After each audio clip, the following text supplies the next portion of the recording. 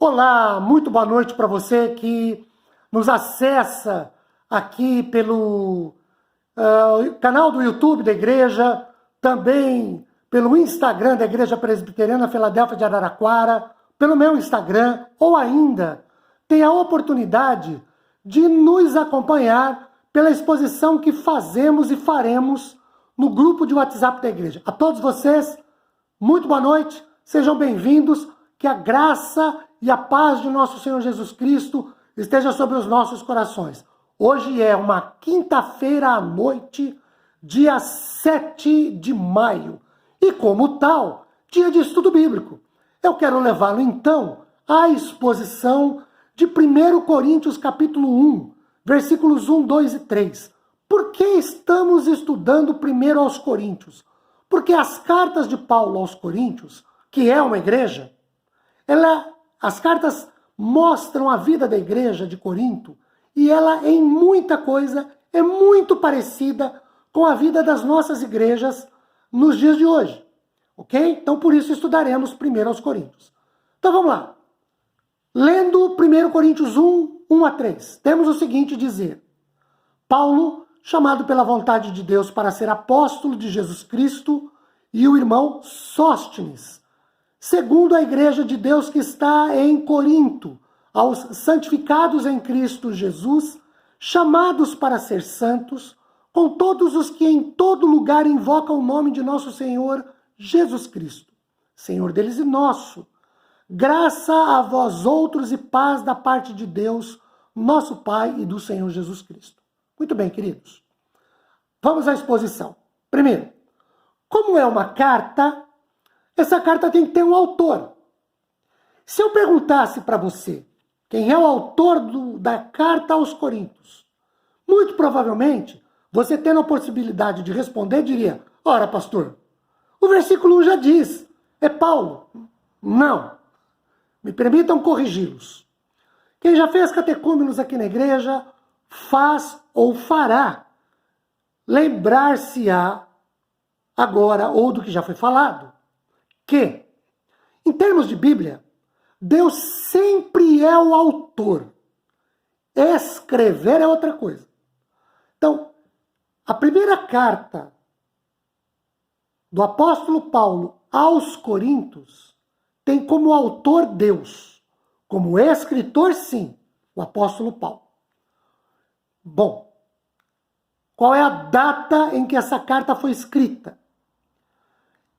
Não é uma data exata, mas segundo comentaristas, talvez essa carta tenha sido escrita no ano 55 da nossa era, depois de Cristo, então, óbvio, né? Pelo apóstolo Paulo, quando Paulo permaneceu em Éfeso. E isso se deu no ano 55. Se você quiser conferir, Atos capítulo 19, verso 1, até Atos capítulo 20, verso 1, você terá essa narrativa. Qual o local de onde Paulo escreveu a carta aos Coríntios? O local é Éfeso. Se você quiser conferir, 1 Coríntios 16, verso 8, Paulo estava em Corinto e não em Filipo, como alguns dizem. Destinatários. Para quem Paulo escreve essa carta? O capítulo 1, verso 2 que lemos, diz que Paulo escreve a carta aos Coríntios. E quem são esses? Quem é esse povo? Coríntio. Vamos lá. De acordo com o Moody, que é um comentarista que eu gosto muito de usar, a cidade de Corinto, de acordo com uma lenda, ela era um lugar onde a Argo era o barco de Jason, na mitologia grega, foi construída. Então a Argo, ou a embarcação, foi construída. Corinto, ao longo do tempo, se tornou um rico centro comercial. Ela se situa ao sul da Grécia. Ela foi construída, depois destruída pela primeira vez por Lúcio Múmio Acaico, que era um cônsul romano. O Lúcio destruiu Corinto no ano 146 a.C. Depois, Júlio César, o imperador romano, reconstruiu a cidade em 46 a.C.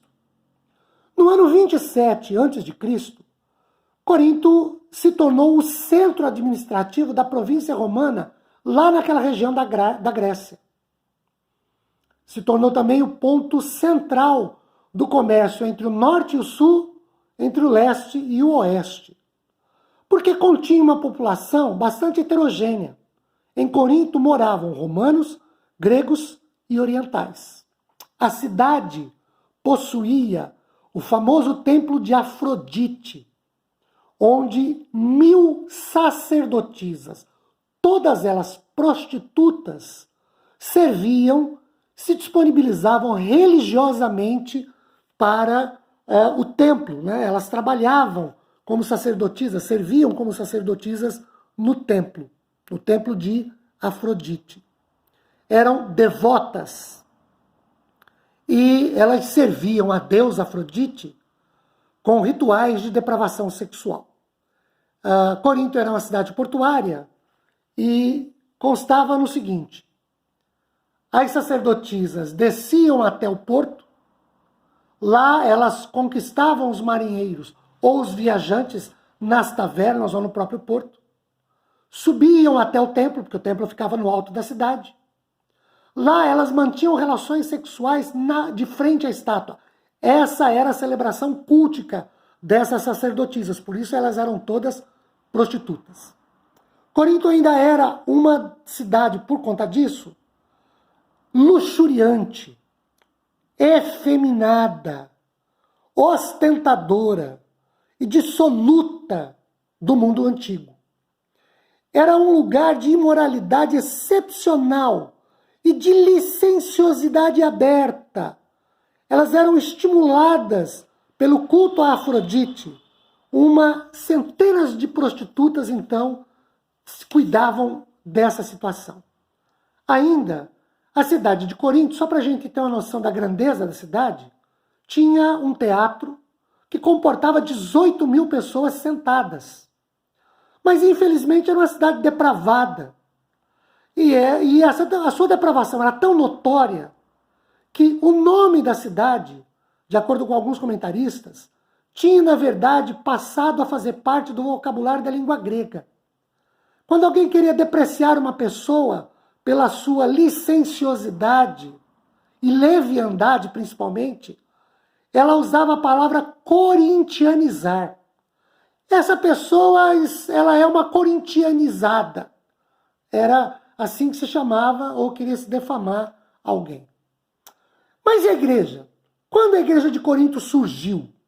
Bom, de acordo com Atos capítulo 18, versículos de 1 a 17, ela se organizou na segunda viagem missionária de Paulo, mais ou menos no ano 50 a.C. Paulo foi o primeiro a pregar o evangelho ali na cidade de Corinto. Vamos ao conteúdo da carta de Paulo, a primeira. Talvez o aspecto principal desta carta seja a ênfase dada à vida da igreja local. Por isso que eu quero estudar com vocês 1 Coríntios, porque eu entendo que ela é muito parecida com a vida das igrejas nos dias de hoje. A ordem, os problemas da igreja de Corinto são muito próximos à ordem e aos problemas da igreja de hoje. O mais importante capítulo do Novo Testamento sobre a ressurreição de Jesus é 1 Coríntios capítulo 15. E também, certamente, o mais importante do Novo Testamento sobre os dons espirituais, 1 Coríntios capítulo 12. E aí, um outro texto muito conhecido de 1 Coríntios é 1 Coríntios 13, porque ele está composto numa forma lírica sobre o amor. Por exemplo, Renato Russo não nos deixaria mentir sobre a importância do amor quando ele musicou o capítulo 13 de 1 Coríntios. E, finalmente, é interessante notar que esta é a mais longa das cartas de Paulo. Você pode dizer, mas espera aí, pastor, 1 Coríntios tem 16 capítulos, Romanos também tem, sim, mas Romanos não tem 2 Romanos e Coríntios tem 2 Romanos, com mais 13 capítulos, então nós temos 2 cartas perfazendo 29 capítulos escritos para a mesma igreja. Vamos para as análises bem rápidas e dinamicamente dos versículos 1, 2 e 3. Olhem para o versículo 1. Paulo diz assim: Paulo, chamado pela vontade de Deus para ser apóstolo de Jesus Cristo. Bem, o que é que nós temos aqui? Moody, que é um comentarista que eu já citei, que eu gosto muito de usar, Moody diz que, com isso, Paulo reivindica a sua autoridade apostólica, que é vinda de um chamado de Deus para a sua vida. Talvez você possa pensar, mas reverendo, isso é óbvio. Não, em Corinto não é tão óbvio, não.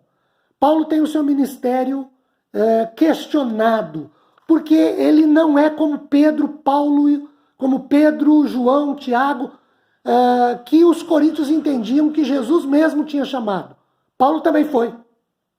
Não andou com Cristo pelas regiões que Pedro, João, Tiago andaram, mas Paulo aprendeu de Cristo, nós veremos isso ao longo da exposição aqui da carta. Para quem Paulo escreve? Ele escreve para a igreja de Corinto, mas ele dirige a carta a Sóstenes. Quem é Sóstenes? Sóstenes foi presidente da sinagoga e ele se converteu ao evangelho. Se você abrir sua Bíblia para conferir isso, primeiro você vai para Atos capítulo 18, do versículo 9 ao 17, você encontrará a narrativa de Paulo pregando o evangelho e Sóstenes, que é o principal da sinagoga judaica lá em Corinto, ouvindo o evangelho e se convertendo. E aí, como ele era uma pessoa ilibada moralmente, e representava muito, e era alguém muito conhecido na cidade, representava muito bem a cidade, Paulo então dirige a sua carta aos Coríntios, referendando através de Sóstenes. O verso 2 diz que ela é a igreja de Deus que está em Corinto. Veja, Paulo acentua claramente que a igreja é de Deus. Isso é importante porque ela não é de Pedro, ela não é do próprio Paulo, ela não é de ninguém. Queridos, a igreja é de Deus, mesmo hoje. Nós temos muitas pessoas que se posicionam como se fossem donos da igreja. A igreja é de Deus. Paulo deixa isso muito claro no capítulo 1 de 1 Coríntios, verso 2. E o verso 2 diz que essa igreja ela é constituída de santificados em Cristo Jesus. Ou seja, são pessoas separadas. O termo grego que Paulo usa aqui é agiazo. Agiazo significa santificar, não no sentido de tornar santo, mas no sentido de ser separado para a posse e para uso de Deus. Bem, hoje é apenas uma introdução. Eu o desafio, e o convido, e a desafio, para que juntos nós estudamos a carta de Paulo aos Coríntios, para glorificar o nome do Senhor, honrar o nome do Senhor, mas também aprender um pouco mais como melhor servir ao Senhor. Meu desejo é que a bênção de Deus esteja sobre a sua vida, a paz do Senhor no seu coração, sobre sua família, que você seja alvo das mais ricas e copiosas bênçãos do Senhor. Uma boa noite, fique na graça do Senhor, um beijo no seu coração, tchau!